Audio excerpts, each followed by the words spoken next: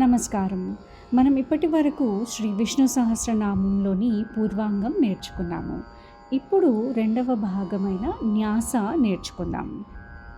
అస్య శ్రీ విష్ణోర్దివ్య సహస్రనామ స్తోత్ర మహామంత్రస్య శ్రీ వేదవ్యాసో భగవాన్ ఋషిః అనుష్ఠుప్ ఛందః శ్రీ మహావిష్ణుః పరమాత్మా శ్రీమన్నారాయణో దేవతా అమృతాంశోద్భవో భానురితి బీజం దేవకీ నందనస్రష్ఠేతి శక్తిః ఉద్భవః క్షోభణో దేవ ఇతి పరమో మంత్రః శంఖబృన్నందకీ చక్రీతి కీలకం శార్ంగధన్వగదాధర ఇత్యస్త్రం రథాంగపాణిరక్షోభ్య ఇతి నేత్రం త్రిసామాసామగः సామేతి కవచం ఆనందం పరబ్రహ్మేతి యోనిః ఋతుః సుదర్శనః కాల ఇతి దిగ్బంధః శ్రీ విశ్వరూప ఇతి ధ్యానం శ్రీ మహావిష్ణు